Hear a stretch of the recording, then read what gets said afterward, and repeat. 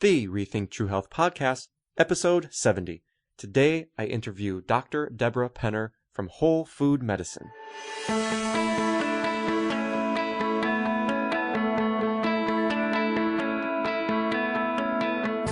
Welcome to the ReThink True Health podcast with your host, Nathan Brummeyer.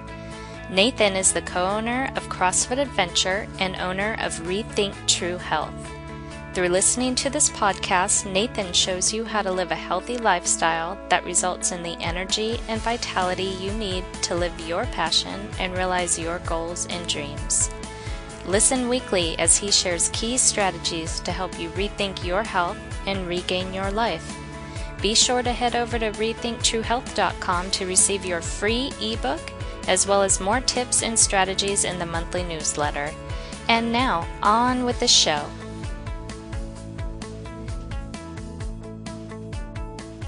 Welcome to the ReThink True Health podcast.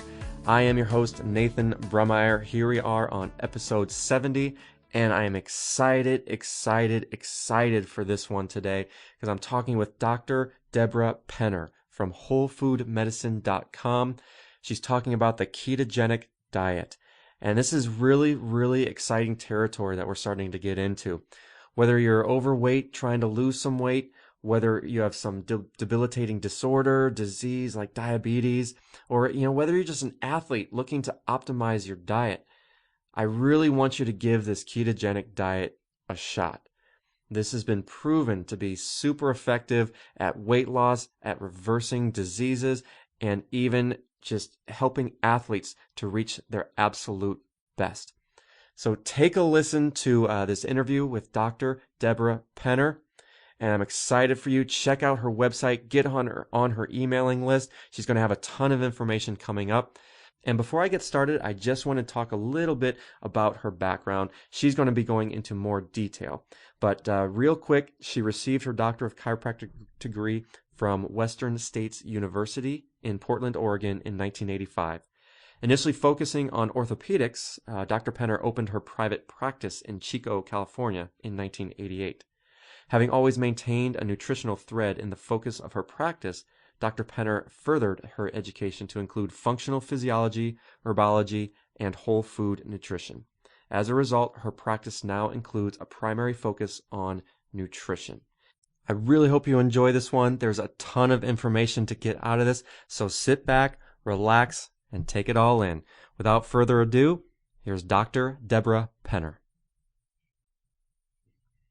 Well, welcome back, everybody. I am excited here to be with Deborah Penner. And Deborah, am I pronouncing that correctly, Penner? Yes, you are. Great.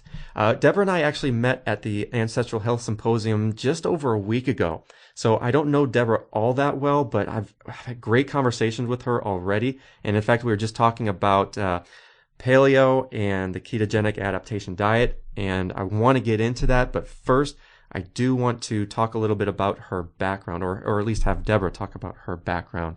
So Deborah, you are a chiropractor in Chico, I believe, correct? Yes, Chico, California. Great. And could you just give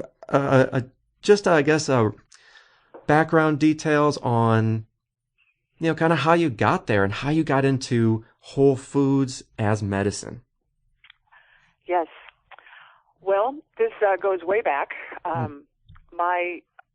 My mother was born on a homestead in the Indian Territory of Oklahoma. Wow. And she was the youngest child in the family of 8, and her oldest sister was one of our earliest chiropractors in the country, and started practicing chiropractic in the 1920s. And when my mother graduated from the one-room schoolhouse on the prairie, in order to continue her education, she moved into a nearby town where her sister lived, and her sister was married to another chiropractor who happened to be blind. She had been his reader in chiropractic school. And they ended up marrying and having a family and practicing together for close to 80 years. Or no, wait a minute. Let's say 60 years. All right. She died when she was in her 80s. 60 years. So my mother moved into town and lived with her older sister and acted as her chiropractic assistant for 4 years to work off her room and board while she went to high school. Right. So then my mother caught a ride and ended up in California, where she met my father, who was also a Mennonite. And they got married, and I grew up on a Mennonite farm, about 16 miles outside of Chico here. Oh. And my mother, because of her background of working with my aunt and uncle, and that, by the way, they were the only doctors of any kind for about 100 miles Wow. from where they lived. So they dealt with everything. Back in those days, chiropractic wasn't just adjusting bones. It was everything. So my mother had a very deep toolbox of natural health care. So for the most part, she took care of our family, and we virtually never went to the doctor.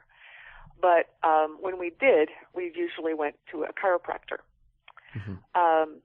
So I grew up on this great farm where we raised most of our own food. We raised all our own meat, all our own vegetables, our own fruit. My father was a beekeeper, so we had our own honey, of course. Right. And what we didn't get, we got raw milk from the grass-fed dairy around the corner. And once a month, we would put on our good clothes and go into town and go to the little health food store and buy a big sack of organic wheat berries and watch it ground into whole wheat flour right in front of our eyes. And then my mother would turn that bread into, or that flour into homemade bread. She had a whole oven full at a time every week. So I grew up on this extremely whole food diet. Can I interrupt just real quick? Yes. Do you miss that at all? I mean, just hearing you say that, I wish I could go back to those days and just learn all that stuff. I mean, yes. The way things are now, I know you probably try and do as much as you can to be like that. But do you miss it at all? Of course I do. Yeah. You know, I had one of the most idyllic childhoods imaginable. Great. It was wonderful, and not only was I on a farm with animals and great food, but I was part of a very functional and unconditionally loving family and community. So I'm a very, very fortunate person. That's great. And You're just painting a beautiful picture. I've been recreating it to the best of my ability. Up here, I have a little farm on top of a ridge outside of Chico. And I grow my own chickens for meat and eggs. I grow my own rabbits for meat. And I try to grow them. I have a little orchard. The peaches are just going crazy right now. And I try to grow as many vegetables as I can. And what I don't grow, I buy at my local farmer's market. So I've tried to recreate, that as much as I can. But yes, I was a very lucky child. That sounds great. And I think that was the perfect adjective right there, was when you said idyllic. Just when you were speaking, it just, I don't know, I got chills thinking about growing up that way. That would have been really neat. Not that, hey, my parents were great, loved them and everything, but I wish I could learn all that stuff too. It's pretty neat. So when did you find out, you had that great chiropractic background, and when did you find out that the whole foods really could be the mainstay, I guess, of your procedures when dealing with patients? Well, that was an evolution. I practiced chiropractic practice for 30 years. Awesome. And when I started off, I recommended whole foods, whole grains, fruit, vegetables, basically a whole food diet, which is what I believed in. And as time went by, gluten was the first thing that I really stumbled across. I had a house. I had the daughter of a friend who was a celiac. She was gluten intolerant. Come and live with me for about a year. And because cooking and sharing food was very important to me, I decided to make my kitchen gluten-free for her sake, and figured it would be a good experience for me to learn how to cook gluten-free and help my celiac patients. And I was astonished at what happened to my own physiology. Wow. I wasn't terribly heavy, but I lost weight I didn't need between my waist and my knees. I was no longer bloated all the time. My belly got flat. My energy level got much more stable. My skin got better. My menstrual periods improved. I mean, it's just like every aspect of my life improved. So I started recommending that to all my patients. Great. And just about everybody noted improvement. Occasionally you'd have somebody that said, it didn't really make any difference for me. Yeah. But most everybody found that they felt better with no gluten or less. So that was the first. And then I started to realize that what a problem sugar was. I started studying the sugar handling system. And I realized that sugar was a big problem, and that it, in all of its forms, and sugar exists in sweet things, it also exists in fruit and grains. And so I started to remove those from people's diets, because what I'm observing in chiropractic is that most of what people come in with pain is inflammatory based. Yes. And so what you really need to have your eye on, especially with chronic pain, is dropping the systemic inflammation level. Right. What does it take to do that? And so that is what I've really had my eye on over the years. And it started with whole foods, removing gluten, then removing sugar. Then I started doing detoxification programs, month-long detoxes, and discovered that by clearing the liver, the detox uses the page 1 food plan, which is a very low glycemic index food plan. There are no grains, no fruits, no dairy on that plan. And we use that plan along with herbal formulas to detoxify the liver and other organs of elimination. And what I realized is that when you detox the body, then all kinds of things get tremendously better and easier, like weight loss gets a lot easier, hormone balance tends to settle down, blood sugars tend to stabilize better. But so I'm running these detox groups, but I'm noticing that while everybody benefits, there's a large, there's a portion, a demographic in that group that isn't getting over the finish line in the way I would like them to. Right. They lose 20 pounds, but they need to lose 45. They feel better, but they don't feel fantastic. And they kind of hit a plateau at some point? Like, do you see these people have initial results? Okay, and then hit a plateau. Great. They hit a plateau, and they kind of get stuck there. And so I've been trying to figure out what is it going to take to get them off this plateau and get them moving. And ultimately, when I'm studying the physiology books and working with people, and it basically comes down to ketogenic adaptation. Great. These people are insulin resistant. They are carbohydrate intolerant. And therefore, you have to remove the carbs to a much larger extent and sometimes completely. And that is where I've ended up. Not everybody needs to necessarily go through a ketogenic adaptation program, because there are a lot of people that, handle carbs pretty well or better than others. And they respond well to like paleo and that sort of thing? Yeah. So, somebody who's doing a simple, clean paleo or whole food diet and not overdoing it with carbs, perhaps, understands gluten and that grains and so forth shouldn't be a primary part of the diet. Right. They don't necessarily need to go through the whole ketogenic adaptation process. Okay. But although I would wager to say there isn't a human on the planet that wouldn't benefit from being ketogenic adapted and understanding how that aspect of their physiology works. Great. And, I know we're leading up to it, but could you definitely go into the ketogenic adaptation? Because I know it is a new concept to some of the people out there. I know it's really just starting to gain some momentum, and we're still just at the forefront of it. So if you wouldn't mind, could you go into it a little bit more? Yes. Ketogenic adaptation it's a process, it's a journey, and a destination. The average person will keto-adapt in 1 to 3 months. It's for people, the more profound the insulin resistance, it's going to take longer. But what most people don't realize is that the human body is a dual fuel hybrid. You can burn sugar and you can burn fat. Right. But the body will always prioritize sugar.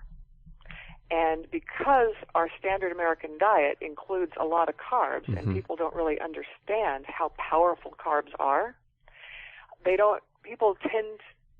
virtually everyone overeats carbs.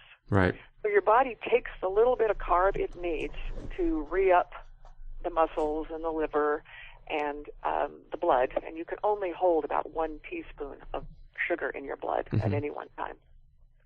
The body will take the carb that it needs from your dietary intake, and then the rest of it will be turned into fat. Yep. Because the body is very thrifty, and it won't waste it if it can help it. And so ultimately, and then as your blood sugar drops, of course, sugar triggers insulin, which is your transport storage hormone. Insulin comes into the picture, chases the sugar in. Blood sugar drops. Here comes the adrenals are turning on now. They're secreting adrenaline followed by cortisol, and that causes glycogen to be broken out of the liver and elevate blood glucose again, and then the whole process starts over. But in the meantime, you have bonked. Right. You got that sugar crash. You've craved a carb, and you've probably eaten one. And so this whole process keeps going, and we call it the blood sugar roller coaster. And just to clarify really quick, like when you say sugar, carbs, I mean, you're talking all carbohydrates. I mean, we have a saying here, sugar is sugar is sugar. Spinach. Yes, absolutely. Good. Yeah, veggies, fruits. Yes. It's all sugar because it's carbohydrate. It is. Yeah. It's all sugar, and this is something that's been rather amazing to me. I've had really, intelligent people, smart people, functional people sit in my office and look at me and argue with me that fruit is not a sugar. Yeah. And be totally astonished when I tell them that not only is fruit a sugar, but vegetables are sugar too. Right. And they just can't believe it. Yes. So I think there's a lot of confusion out there about what a carbohydrate really is. Right. Yep. And the fact is, a carbohydrate, by definition, is a food that contains sugar. Right. It just the amounts can vary, and of course, we're better off eating your lower glycemic index foods. Like I said, if it's a leaf, eat it. Because leaves tend to be your best form of carb. Got it. So yes, removing the carbohydrates, and most people now to get into ketogenesis. First of all, I discovered that it's not good to put people on a high-fat diet without detoxifying their biliary tract first. You're going to end up with some sick, unhappy, uncomfortable people. And I think that most people who have tried a ketogenic diet and not felt well on it, that was probably the problem. Okay. They did not clear their biliary tract first. And that's what I do in the detox program. We're clearing the biliary tract. And is this that same detox program that's on your website? It is. That's okay. Only I'm revamping it so that I'm incorporating some keto principles right up front, so that people start that process at least mentally and a little bit physically. Okay. But then we go through the detox, and in the last week of the detox, we start hitting the keto pretty hard. And a lot of people that have healthy metabolisms are in ketogenesis by the end of the detox. And then I line them out on how to stay there, how to cultivate that adaptation process, because it's like you have to get this fat burning machinery, which has been like an arm tied behind your back. You have to get that arm untied, and you got to get that arm working and strengthened. Great. So that it can start really pulling you along. And so we get people going with more fats at the end. I dispense ketone urine strips. Those are really critical. Those keto sticks. Keto sticks. And then for some people, especially my insulin-resistant people, I also dispense glucose meters, and we start having them track their blood sugar, so they start getting very much in touch with what their blood sugar is doing and how sugar is driving that. And between the blood sugar graphing and the ketone sticks, people really end up in the driver's seat in their metabolism. They really start understanding how sugar is driving their system. Okay. And can really start making intelligent, educated choices. And there's nothing like just seeing it in black and white. Absolutely. Eating a handful of corn chips and watching your blood sugar go from 80 to 260. Yeah, when you can visualize that, Yeah. Then all of a sudden it becomes it's real. Powerful. Yep. Absolutely. Yeah. And so we start with the detox, and then for some people, they're good to go. They're in ketosis, and they know what they're doing, and away they go. Right. And then I have a second class that I'm just getting ready to implement. I don't have it on my website yet. Okay. It's coming. But it is I'm calling it Metabolic Rescue and Ketogenic Adaptation. Great. And this is a class designed for the people that didn't get across the finish line with the detox. Okay. And those people all get glucose meters. And we drop their carb consumption to 20 grams or less. Per day, okay. 20 grams. And a lot of people at that level are going to get into ketosis in 2 to 4 days. Except for your seriously derailed sugar handlers. For example, I had in one of my last groups, I had an insulin-dependent diabetic. She'd been insulin-dependent for 20 years. It took us 5 weeks to get her into ketosis. And then it took a couple of months for us to get that blood sugar to stabilize and stop popping up and down. She is now riding with healthy blood sugar without any insulin or any medication for the first time in over 30 years. That's amazing. So would you say that this has the ability to actually reverse diabetes? Well, if what I'm seeing is the case, diabetes by definition is excess sugar in the blood, is it not? I haven't looked up the official definition just lately, but it's excessive sugar in the blood, and the sugar is there because the cells have become too resistant to insulin. Right. They've literally closed down their receptors, leaving sugar and insulin running around in the blood looking for a place to go. That is amazing. This is great. And so when you remove the sugar, now your body doesn't need to produce very much insulin. You still produce some because it's required, half of your protein gets turned into glucose and goes down the insulin pathway. Most people don't realize that. And that's one of the problems with the paleo diet. And I was just about to ask that. Talk about that, because I know if you do have an excess of protein, then insulin is still released. So you want to kind of monitor the protein intake as well. Right. I see that as one of the little problems with the paleo diet is the paleo diet mostly kind of focused on, it's considered a high protein diet. Right. And when you look at protein and what happens there, about 50% of your amino acids are turned to glucose. And they do exactly what sugar does in the body. So you really don't want to overdo it with protein. Usually, 2 to 4 ounces a day is plenty, even for, very active people. Yeah, that's amazing, because we're told, that eat that fistful, which is about 6 ounces per meal. Let me take that back. Okay. That was a misspeak. Okay. Now, a lot of people can get by on that per day. They don't need more than that per day. In fact, my real insulin sensitive diabetics, they can't handle that a lot of protein at all. But a lot of it depends on the quality of the protein. Absolutely. They do really well with raw fish. So the quality of your fats that are with the protein seems to make a big difference too. But you don't want to overdo it with protein. We usually use the palm of the hand as a protein guide. And say you never want to eat a piece of meat bigger than the palm of your hand. Right. And a lot of times half of that is enough. Great. That's great. Oh, we hear the chickens and roosters in the background. I love that. Yes. Absolutely love that. And then it's basically getting people familiar and comfortable with their fat intake. Right. Getting them over their fat phobia.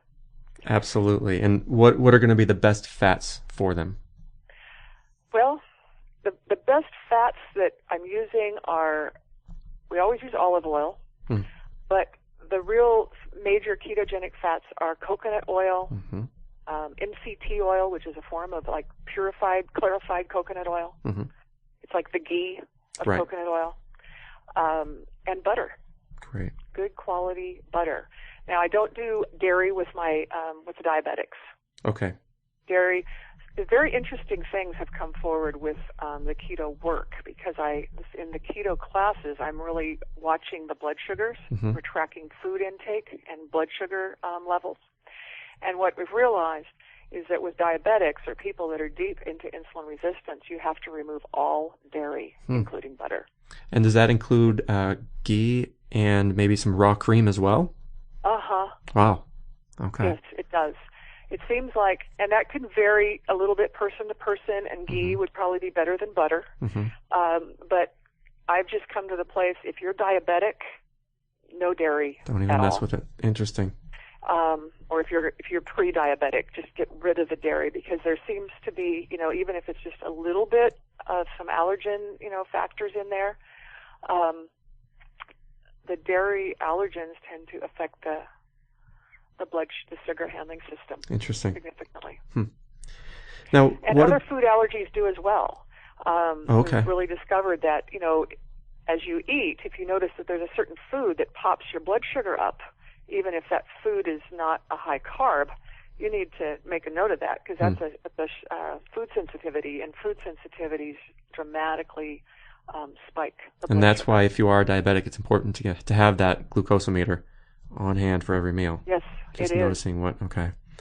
Yeah. What about the small population of people that have had their gallbladders removed, and are they in trouble because of? They're in big trouble. And yeah. You know what? It's not small. Oh, it's getting bigger. That gallbladder removal is the number one surgery happening in the country, I believe. Amazing. We're so eager to cut. It used to be when I went through school, gallbladder problems, there was a little pneumatic. Fat, female, 40, and fertile. The 4 Fs. That's who got gallbladder disease. And now I have college kids coming into my office that are barely 20 years old that have lost their gallbladders. And I have men that have lost their gallbladders. It's really getting rampant. Yeah. But once you lose your gallbladder, it's considered kind of an expendable organ, apparently. But I've really come to have tremendous respect for the gallbladder. Once you lose it, you're never going to have normal digestion again. Right. You're never going to process fats or minerals efficiently again. As a matter of fact, you're never going to have probably really appropriate gut pH, therefore gut flora, again, because the gallbladder is critical in that secreting the bile that makes all that balance out. Right. Without a gallbladder, you're probably not going to have normal hormone balance again. You won't have normal immunity. There's just so many things that are very, very compromised with the loss of the gallbladder. So in my supplement line, I stock a whole pharmacy of whole food supplements in my office. And I carry bile salts. Okay. And everybody that's lost their gallbladder should be taking bile salts with every meal. This is something that they're not being told. Not at all. And so if you take the bile salts with your meal, then at least you're going to be able to process your fats and minerals more efficiently and have a bit more normal physiology around that. And would there be anything to taking some enzymes, maybe, like lipases? Well, your enzymes are important too, but they don't do what bile does. Yeah. Bile is not particularly enzymatic. Okay. Bile is,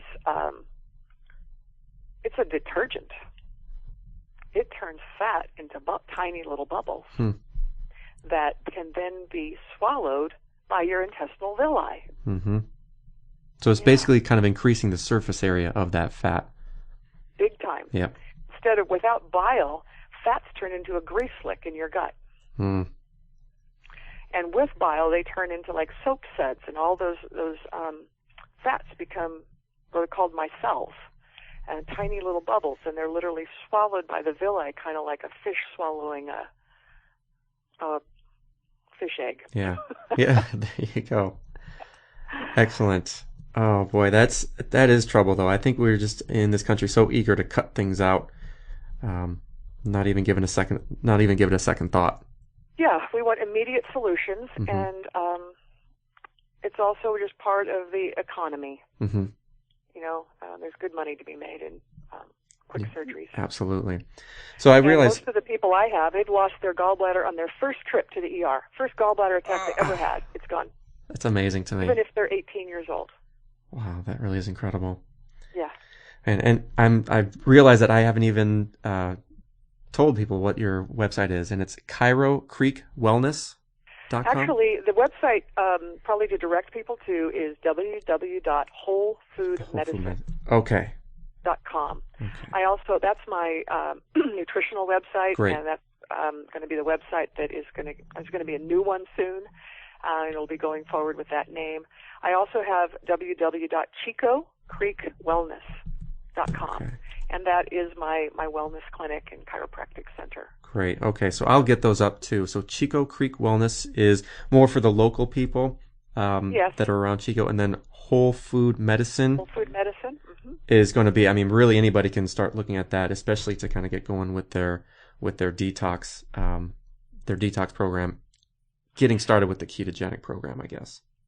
Yes, I don't have anything on the websites about the Just ketogenic yet. program at this time. Mm-hmm. It's coming soon, but I don't have it up yet. Great. Well, we will definitely keep in touch, and we'll let everybody know when it is up. I know those things sometimes take some time dealing with website stuff. Absolutely. Great. Well, if you could, I mean, is there maybe one health tip to kind of get started with these things right now? Is it just to kind of do more research on the ketogenic adaptation? What do you suggest for people to do to kind of get started right now? You know, the number one thing people can do to just improve their health is reduce the amount of sugars they're eating from, all the way down to zero if you can. Yeah, we're talking carbohydrates, period. We're talking Sugars, carbohydrates. carbs, Get your carbohydrates down to basically leafy vegetables. Mm-hmm. Leafy vegetables, and increase your fats. Don't be afraid of fats. Great. Increase the fats and understand that you can increase your fats up to maybe even 50, sometimes 80% of your caloric intake and have really great results. That's great. Now, that being said, if you're having gallbladder issues, you might run into some trouble with fat intake, and you might have to seek out someone like myself to help you through a detox. Great. Any detox won't do it. I see a lot of detoxes on the shelves at the health food stores and so forth that, frankly, I don't think are worth the packaging they're in. I believe it. So you want to get a good detox formula and ideally work through it with somebody that understands detox. Detox, a lot of people think a detox is something they can do in a week or a weekend. Right. You can't. It's a minimum of a month, and that is, for a lot of people, that's just a good start. And then you should repeat that at least once or twice a year. Great. And one more question I have before we go. We had talked about adding in the ketogenic adaptation for a lot of people that are kind of hard cases and they hit a plateau or just some serious issues. And you had mentioned very early on that really it's something that anybody can do. And do you feel that way? Like maybe athletes or people that are looking to optimize their diet that are feeling pretty good already. Is this something that they can do as well? Very much. Very much. In fact, if you read the books out by Finney and Dolick, there's one called The Art and Science of Low Carbohydrate Performance. Nice. And they go into it in a lot of detail about how much more efficient you function on fat. I mean, for example, here's just a sweet little set of numbers. Your body can store about 2,000 kilocalories of glucose. Okay, and that's like as glycogen. Yeah, total. That's what you can store in your muscles and in your liver and your blood. That's what you can carry, about 2,000. Even a skinny person, and we don't even talk about somebody that has weight on the outside of their body, a skinny, rail-thin, marathon-type runner can carry up to 40,000 kilocalories of fat. And this is carried in the brown fat and around their organs, which is very different from the fat that you get on the outside. Right. And what that means for endurance is remarkable. Mm-hmm. Yeah. So, there's some question, well, does it work as good for, say, fast twitch muscles as slow twitch? Is the keto, is it going to work as good for, say, sprinters as it does for, and power lifters as it does for, like, marathon runners? I think so. I think so. You're still going to need a little bit of carb here and there. It's not that you ever stop producing insulin. And let's remember that you can turn 50% of your protein into glucose. Yeah.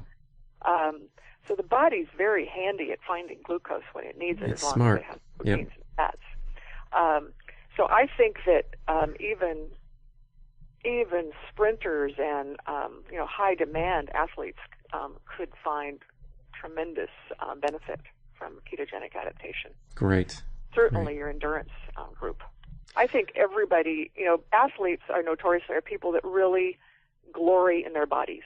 Yes. Yeah. You love being alive. You love feeling your body work. You like feeling good. You like feeling strong and powerful. And I would submit that every athlete should experience ketogenic adaptation. Great. Because I think you're going to be astonished at how good you feel. Great. And how much less sore you get after workouts and exercise, how much fewer injuries occur, and just how much stamina you have. That's excellent.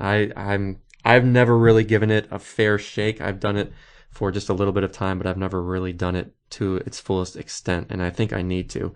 At some point, I'd really be interested to see how my body reacts to that. So, and understand that somebody like you, who is, you're lean, you're athletic, you're going to probably be in ketosis. Once you do a ketogenic diet, drop your carbs down below 20 grams. A lot of people can hit ketosis at 50. You could probably drop your carbs down to 50 grams and get into ketosis in 2 to 4 days. Wow, great. Then you need to stay there. Okay. You need to stay in ketosis, and this is something that Finney and Volek are talking about, and I talk about it in terms of like building a bed of coals. I use the wood stove analogy for burning sugar and burning fat. If you're have a wood stove and you're trying to heat your house with paper, you're going to be feeding that fire all day long, right? And it's going to be a dirty burn. Your house is going to be dirty, your hands are going to be dirty, and your house is never going to get very warm. However, if you put an oak log on that fire, now it's going to crank out some heat. You're going to be able to walk away, do what you want to do. Your house will be warm. If you look out the chimney, it's mostly going to be heat waves. That's ketogenesis. Nice. Now, but you can't just throw an oak log in a fire and throw a match in after it, expect it to burn. Yeah, okay. You have to create this bed of coals. Got it. And that is the process of ketogenic adaptation. So you have to get into ketogenesis, and then you have to hold that. You have to stay there. And usually you figure at least, like 4 to 8 weeks to really get that pathway facilitated. And the more broken the sugar handling system is, the more a person has gone into insulin resistance, the longer that takes. That's what I'm seeing. Great. Okay. Someone like yourself or an athlete will probably get into ketosis in 2 to 4 days, and then you want to hold that ketosis for a minimum of a month. Great. And then you've built your bed of coals. Now you can start introducing maybe a few carbs here and there, not consistently, because you want to keep checking. You find your tipping point. How many carbs can I eat and still remain in ketosis is the first question. Right. And then the question becomes, how many carbs can I eat, get knocked out of ketosis, but get back into it within a day or two? Great. And then you find out, you start playing with that ratio. And then you make a note of like, well, how many carbs can I eat before I start having, kind of inflammation-driven symptoms, like, my back is hurting again. Right. Things like that. Also, if you're hungry, if you're craving food, like you're having kind of emergency hungry, you're not in ketosis, because that doesn't happen in ketosis. And I think that's one of the biggest points to emphasize is if you're doing it right, if you're checking those keto sticks and you're doing it right, you're not going to be hungry throughout the day. Nope. That's great. I mean, you're going to still need to eat. Yeah, yeah. But it's going to be more of like a vague sense of, I think I need to eat. Mm-hmm. Mm-hmm. It's time to eat. Nice. It's not going to be like, oh my goodness, I need to eat something now. Right. And craving a carb with that. It's very different. Right. And that's Excellent. a sign, that I really educate my people to. If you're having emergency hungry, you're craving carbs, you're not in ketosis. Not doing it right. Great. Well, Deborah, I really could talk with you forever about this. This is amazing stuff. And like you mentioned earlier, I think it is kind of on the cutting edge a little bit. We've been introduced to paleo, and I think, people are buying into paleo finally, but this is taking it even that step further, to really heal some diseases.